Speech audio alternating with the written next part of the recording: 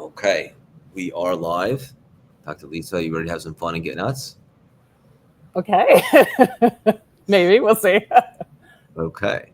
On today's episode of Playing Small is Canceled, we have a very exclusive treat. She's a trailblazing psychologist, a two-time top voice on LinkedIn, and a dynamic thought leader who's rewriting the rules of mental health, career advancement, job transitions, leadership, and diversity inclusion, just to name a few.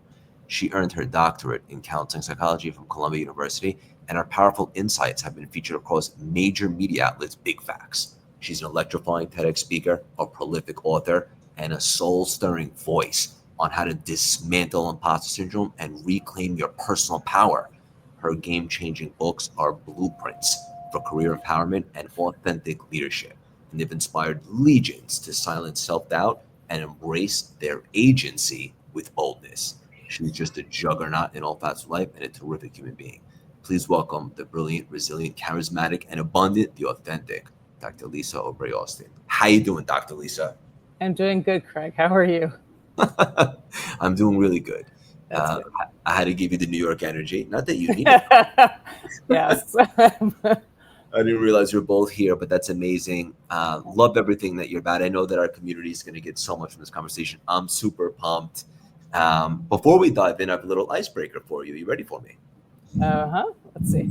Okay. What does it mean for you to live an authentic life?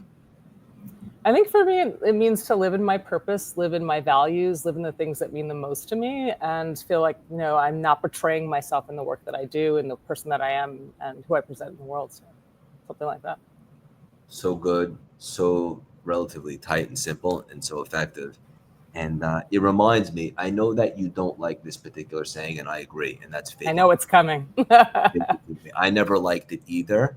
I have a little bit of the reason why, but I'd love for you to share as to why you don't align with that particular saying.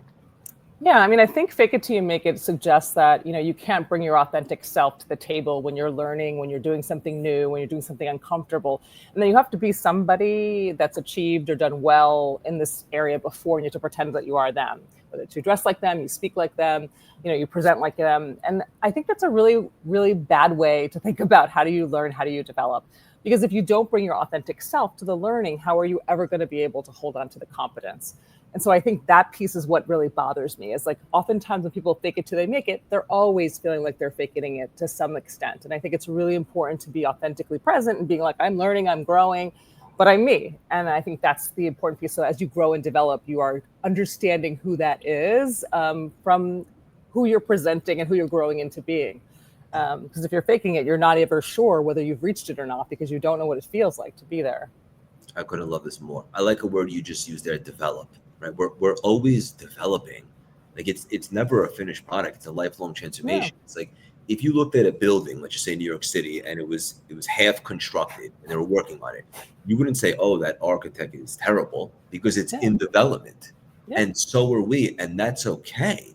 And, Yeah. and just maybe we can just exercise this idea of having more conviction in that what we have to share is valuable, even if we're not necessarily a super expert just yet. Yes. You don't have to fake it. You could just apply a little bit more conviction. Yeah, absolutely. And I think also to acknowledge that you don't know things. I mean, it's actually a very valuable place to be in the space of learning and being vulnerable about that learning. I think enough of us don't do it. And I think it's really critical that you're always learning and you're always in a place where you can be vulnerable about that experience. Totally. That's one of the most exciting parts of life, in my opinion, is that we're always learning. And if you have that mentality, if you're willing to stay curious and continue to Yeah. challenge yourself, it never ends. There's Yeah. always another level, right? Yep. Absolutely. Yeah, I love it. Imposter syndrome and all that stuff. I know we could probably jam out for hours. We are going to dive in, but real quickly before we do, I want to mention your latest book, which is Your Child's Greatness. The Mhm. word child is obviously in the title, but I'm curious, why was this particular project so important for you? And who's this book for? Yeah, so the book's really important to me because in essence, that's where it all starts, is in childhood, the experience of imposter syndrome. And I wanted a guide for parents, teachers, coaches to really understand the role that they play potentially in not trying to develop the experience of imposter syndrome. So it's really to try to help parents think about how they think about success, achievement, failure, growth, development in different ways, so that they're not accidentally reinforcing these notions of imposter syndrome and developing imposter syndrome in their children. It's so that's what's amazing. So it's like one of the big topics that you talk about. You talk about somebody's imposter syndrome, but now you're connecting it to a child in this aspect. Yeah. And I mean, I think from the beginning, from book one, we always connected it to childhood, but we didn't talk about prevention. And this book is really about preventing it from ever starting, so that you don't have to come and see me as an adult. And so like, that's really sort of the idea. And I think I'm very passionate about the experience of imposter syndrome. And what we know to date is that there have been no cohort effects. So there are no generational differences. No matter what you read in like social media or popular press, there are no differences that have been found in generations. I kind of want that to be different. I would like the next generation to experience it less than the previous generations have. Yeah, this is beautiful. So I'm sure you talk about this in the book, probably all of your books at some point, but where does it come from? Where do we begin to develop imposter syndrome? And maybe what's something that we could do to begin to prevent from developing that? Yeah, so imposter syndrome develops in childhood oftentimes. I would say probably more times than it doesn't. And it's oftentimes kind of developed from this experience growing up in childhood around being kind of pigeonholed into particular roles. And so three of the most common roles are being the intelligent one, and then finding out or feeling like anytime you have to work hard at something, it feels like you're not as smart as everyone thinks you are.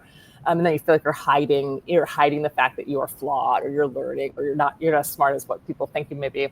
Then there's the hardworking one. And so that's the one who wasn't labeled like smart or intelligent. Everything for them had to come from digging in, grinding, working really hard, but they never got to identify the things that they were naturally good at, the naturally gifted at. It felt like everything was from a grind. And then lastly, we have the people who grew up with not getting either pieces of those feedback, because they were either abused or neglected, and they were using their achievements to escape out of that situation. And so the achievements felt very tenuous and very kind of critical, but tenuous. And so oftentimes they feel like if they make one mistake, everything is going to crumble underneath them. And so childhood roles, family dynamics, the ways in which we think about success, achievements, all of that stuff embeds into us this experience of imposter syndrome. So it's almost like a coping strategy of dealing with some of the struggles we've had in understanding like whether or not we can take credit for our successes. And then we end up giving it more energy as time goes on, and we feed into it, right? If we don't have this level of awareness of the tools. Yeah, I mean, I think what you do is you get into a cycle of imposter syndrome that becomes really familiar to you. Whenever you're given a task or have a performance that feels any kind of nervousness comes around it, any kind of performance anxiety, you then tend to either overwork or self-sabotage. You then can get caught in these like cycles where you are like hyper-focusing on mistakes and like kind of erasing any successes. Successes, you just move on and go to the next one. And so that kind of cycle becomes a normal pace of work. And so that's the way you think work works. And not realizing there are other ways to work that cause you less stress, less anxiety, allow you to internalize successes and really believe that they're yours. So let's just say someone's not a kid anymore and they're adult, and they still, maybe they speak or whatever, whenever they were supposed to do something relatively what they would consider important, they start to feel a certain way. They develop the imposter syndrome, or maybe it's a pattern. What can they do today, having listened to this conversation, to maybe just change those feelings, regulate their nervous system, something, so that when they go to do the same thing, they don't feel imposter, but maybe they feel a little bit more confident themselves? Yeah, so we talk about ways to break the cycle. And so there are different ways to break the cycle. So at each point in the cycle, there's somewhere to break it. So if you're dealing with the performance anxiety, it's learning emotional regulation and mindfulness, and really recognizing that the performance anxiety shouldn't be driving behavior. It should actually be driving regulation.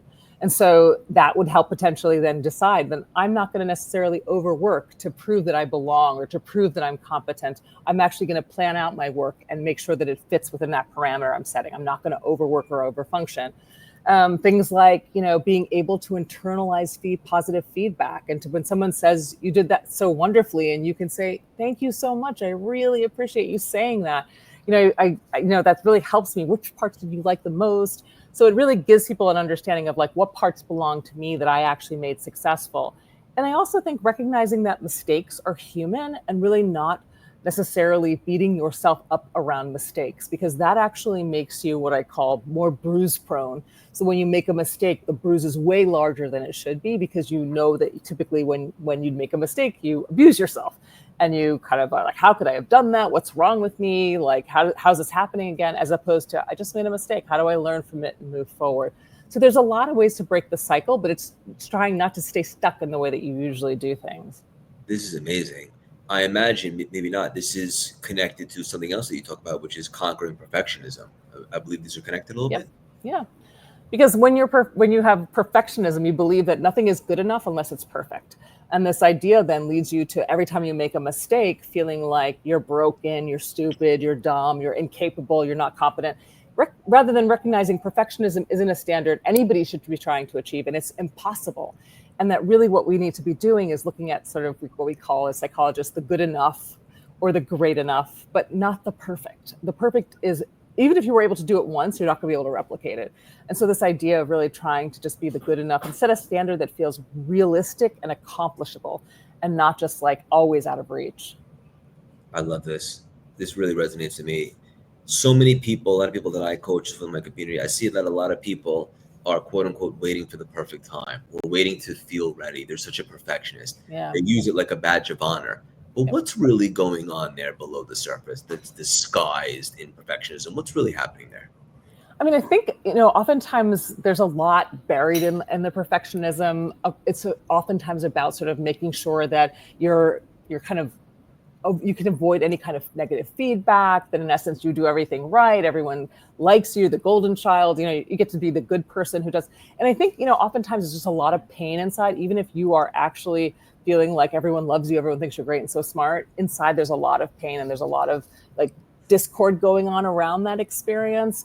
And I think, this idea of the perfect time is a form of procrastination. And so procrastination is also a very big part of imposter syndrome, because of perfectionism. This idea, like, if I can't do it perfectly, then I'm not going to do it at all. And so it gets into that very black and white thinking. And I think a lot of what I'm often teaching my clients is to be in the gray more, and to really help them recognize, like, there's never going to be a perfect time. You're never going to be in a perfect space. You have to prepare to take risks now and create the safety nets for yourself. Like, what safety nets do you need? How do you create them yourself, rather than expecting someone else to provide the safety net for you? Totally. And I like to say that ready is not a feeling, it's a decision, right? Completely. So when you're ready to really step outside your comfort zone and do something bold, it will probably always feel a little weird. Yeah. But then you decide, I'm committed to my growth and my expansion, even at the risk of taking some messy action or it not being perfect. And that's okay. That's authentic. It's part of the human experience. Yep. But being ready is something you decide. You can't just wait for a feeling, right? Yes, completely. I think that's a really good point around. It's a decision to be made, and the decision's never going to be without trepidation. You can decide and still be anxious. You can move forward and still feel unsure. Like, these things don't have to be 100%. You don't have to have like the perfect setting in order to do that. You can still have reservations and still move forward. Yeah, you're an expert at this stuff. You teach on it. You've been working at it for years, but you're also having a human experience. Are these things that you currently still struggle with from time to time as well? I mean, I think, when I was starting my career, it was probably at its worst, like when I graduated from my PhD program and just started my career. And it plagued me big time. Like, I didn't make a decision in my life without it. And I can remember it very clearly, because I made some really stupid decisions as a result of it that were really based out of fear, and the fear that I wasn't competent to move in the ways that I wanted to move. But I think for me, and this is, I think, what I'm passionate about this topic, is that for me, breaking away from it was really messy and difficult. And I did some things I wouldn't advise my clients in any way, shape, or form to do. And I want to make it easier for them not to have some kind of really disastrous experience in order to change. And so for me, that experience pushed me to change. And so while it does come up, I do get triggered for imposter syndrome. I don't decision make around it. I don't make choices related to it. I don't behave in the cycles anymore. I have a lot more freedom to be me and to be messy. And like, I think that has given me like a lot of room to grow in, and I think that I do experience it, but it doesn't take over anymore. So good. I think that something tangible that people can do is maybe redefine success for yourself, right? So Yeah. maybe success isn't that I have to do the thing and that I'm attached to an outcome that has to be perfect. Maybe success is just doing the thing and giving Yeah. yourself grace. And as you get those reps, you obviously expand and improve as well. Yep. Yeah, and I think that can be the thing, which is doing the action, taking the step forward, whatever it may be, and just not getting stuck. Because for imposter syndrome, it leaves you stuck in a lot of really crappy things, and like that's what you don't want. You don't want the stuckness in your life because it's going to do nothing for you. People think, oh, I'm going to just ponder and I'm going to get brighter, have insights. No, it usually doesn't do much. It just makes you more anxious typically and make you feel more stuck. And so, like, I am big about action. So yes. Messy action. Yeah, messy action. Yes. Yes. Self doubt. Yes. Does everybody at some point become affected to a degree from self doubt? Is there nobody that's immune from that? I mean, there are people that are immune from it, like narcissists are immune from it. People who have Dunning-Kruger are immune from it. So Dunning-Kruger is the opposite of imposter syndrome. It's when you believe you're an expert when you're not. So there are people who don't have it, like they don't ever doubt themselves. There's usually something deeply wrong with that. So people who are on a healthy spectrum do experience self-doubt, but self-doubt is not always imposter syndrome. These are not necessarily equivalents. You can have self-doubt and not have imposter syndrome. Interesting. How can you distinguish the difference? And is it important to be able to distinguish the difference? I think it is, because I do think like when you're dealing with imposter syndrome, you need to kind of get it addressed. You either need to see a coach or you do the work in that first book, whatever it might be, but it's not a simple solve. Where with self-doubt, once you begin to develop some competencies, you feel it in the beginning, you develop the competencies and the self-doubt goes away, to some extent. With imposter syndrome, it never goes away. No matter how well you learn the skill, no matter how you still in the back of your head are like, once I screw up, everyone's going to know I'm a failure. And so like, it is sort of like haunting you constantly, where self-doubt happens periodically and then you can move forward from it. This is just sticking with you. And it's also connected to other things like perfectionism and the overworking and, kind of like overvaluing someone else and undervaluing yourself. So it has a bunch of different correlates that make it like self-doubt is a piece of it, but it's not the only piece of it. And when people have imposter syndrome, they see all the different features happening for them typically. Well said. It makes sense. I know as one of the best coaches out there, you often talk about this idea of helping clients tackle their doubts, but also ones that they don't typically talk about so much, such as feeling inadequate and so forth. How do you help somebody get to the root of that, to acknowledge and to elevate their awareness to understand that's probably the core thought that's creating all these feelings? I mean, I think I have an unfair advantage to this because, as someone who does this work, people come to me with the vulnerabilities right away. And I do say for the coaches that I work with and train, I will say to them that, it's important in the work to allow somebody the experience of kind of protecting that in the beginning of the work. And as you build the relationship with them and as they feel more comfortable with you and comfortable being vulnerable, they can tell you the dark corners.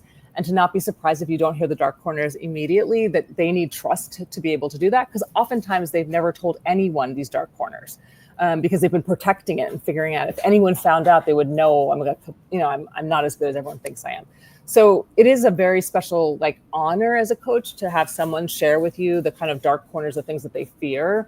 But it takes time to develop that relationship to get to that place with a client who's not sure they can trust you.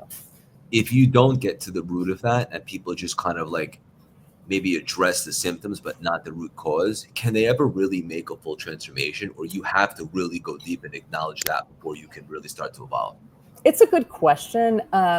I think my belief as a psychologist has been like the deep dive then cleans the house. And so like we know that then the house is clean, you can live in the house again. It doesn't have, it might have a couple bugs, but it doesn't have an infestation. We can do the work without it. I have done the work without it. People don't want to go into the family history and don't want to do that. And we still get good outcomes from it. We do see good outcomes, but I always wonder if there's still a piece that's unresolved and undealt with. And you can almost hear it still. I can hear the echoes of it. And what I want, at the end of my clients is not to, end of the work with my clients is not to hear the echoes. Like you don't hear any haunting voices anymore. Like all of those are gone. And so it does sometimes mean digging up underneath the dirt of the house and figuring out where the bodies are buried and kind of doing some of that work first. And then after you rebury them and reintern them, and find a way to kind of understand it all, it makes it so much easier to not, for example, see the power that, for example, your boss has in keeping you stuck. You start to feel your own agency, your own power, and you don't need them. I don't care how high powered they are. And that's sort of like, I think, the breakthrough I had, which is that I always felt like my bosses could ruin my career. And I always felt like I wanted to please them and make them happy. And when I decided to leave my terrible boss that started all this, and I talk about in the TED Talk, he threatened me. He said the worst things I ever feared, which is like, you will never work in education again. I'll make sure everyone knows this about you. It was like my worst fears come alive. I still get chills as I'm saying it. But what I realized is I don't care anymore. I was like, I can't, the name of your LinkedIn live, I can't play it small anymore because it's hurting me. And I'd rather blow up my life in this moment than keep doing this. Oh. And it didn't blow up my life. Actually, my life became 10 million times better. But in the moment, it felt like it was going to blow up. Yeah, that's so powerful because you were kind of manifesting and hoping that the boss wouldn't say the things. But it wasn't really about the boss saying the things. It was about psychological capital. How will you handle it and navigate it? And yes. You didn't put it on a pedestal. You realized, like, okay, I could take a quick punch. But then your life got 100 times better. So maybe it's not just hoping that it doesn't happen, but being able to face it and to handle it. Yeah, and I had to. I had no choice in that moment. I didn't think that was coming from him. I thought he would be mean about it, but I didn't think he was going to threaten me. But I think, I started to realize that I did have value and that other people would, find that value. And I think, what was so powerful for me is like a week later, I got a call from an old boss and she was like, hey, I'm looking to fill this position. And it was in the same institutional system that I had been working in, just in a different college. And so I was like, he doesn't have arms everywhere. There are people that trust my skill, trust my work, know that I would be great working with them and will take me on. And she did. And I was making more money working 3 days a week than I was making working 5. And so even in that one experience, I saw the leap into a better experience for myself. And I recognized his threats weren't necessarily true. Amazing. That's such a good lesson for everybody. It's not to try to avoid something that might be uncomfortable, but to have confidence in yourself that you'll be able to navigate it, even if it stings. And there's something much better on the other side, even if you can't see what it is in the moment. Yes. And even if you don't see it in the next moment, sometimes it takes a bunch of moments to get there. But knowing that situation doesn't have to be the situation that trails you forever. You don't have to be stuck in it. And so that's super important to me. So powerful. I love it. Before we land the plane, you mentioned the word agency there. And I know you often talk about cultivating your agency. When you articulate that, it sounds very beautiful. But I imagine there's some listeners, and we're going to repurpose the show, that are like, what exactly does she mean by that? How would you unpack that? Yeah, so agency really is about personal power and sort of really the ability to guide your own life, make your own dreams happen, like look for the things in your life that you want, not other people want for you. And so I think that's really what when people have imposter syndrome, they're not thinking about what they want for themselves. They're thinking like, what would my mom say? What would my boss say? What would my friends say, my partner?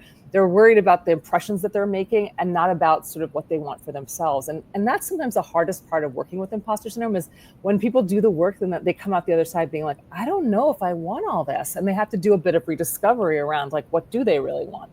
And so agency is the ability to make those choices on your own, sort of without the worry about what anyone else is going to think about it. Perfect place to drop the mic. I love it. And that's something that everybody can build, correct? Yes. It's a muscle. More than anything else, it's not ability, it's a muscle. You're just building in skill over time. Amazing. We're going to do a little rapid fire, have a little fun. But before we I know that our community is going to be obsessed with you. And by the way, I'm getting some downloads. I'd love to do some more things. I love your work. Oh, thank you. I love your energy too. Thanks. Of all the things that you have going on right now, what are you most jazzed about at the moment? That's a good question. I think one of the things I'm most jazzed about is I've been doing this course with coaching.com where I'm teaching coaches how to do the work that I do. And that has been really thrilling because it feels like it's magnifying the capacity to do this work. And so I really love this idea that people could be anywhere and find a clinician or coach that can help them, come out of imposter syndrome. So I always really wanted to free as many people from imposter syndrome as I could. So that feels really, really exciting to me, like around empowering others to be able to do the work. It's so obvious that you are in alignment and that you know what you do. And just that I do too, but it's so refreshing. And I just want to, one of my missions is to encourage everybody to never settle and to find what you love, what you're really good at, and figure out a way to share it with the world. And yes, you'll make money doing it, probably even more so than doing something that you don't love. But I just wanted to acknowledge you. You're so present and so aligned. It's just, it's contagious. Thanks. I mean, I just love what I mean, it's just what you said. I love what I do. I'm passionate about what I do. I have a very personal connection to it. And I really don't want anyone to have to suffer the way I did. And maybe they will, but I hope that they won't. And so, it's just my passion. So beautiful.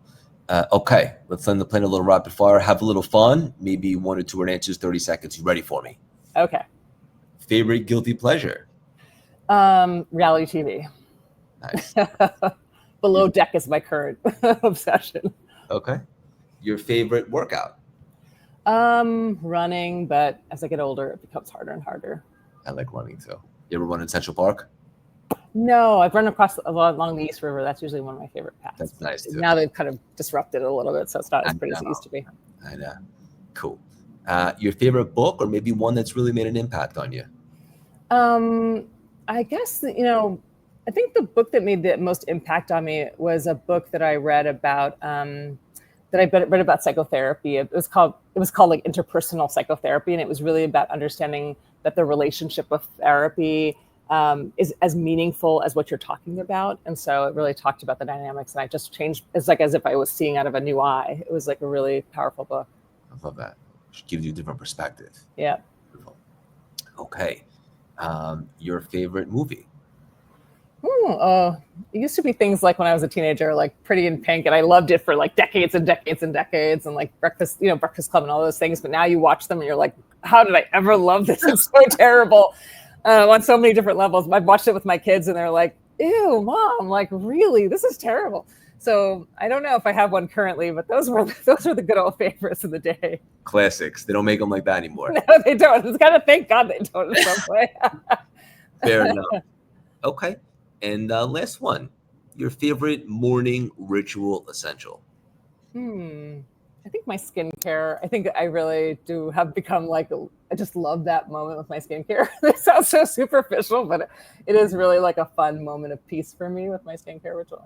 That's so funny. I never heard anyone say that. It's the best answer. And I picture my wife every morning. She looks like she loves it. Like she's doing that for a living. But it's like a happiness that, Totally.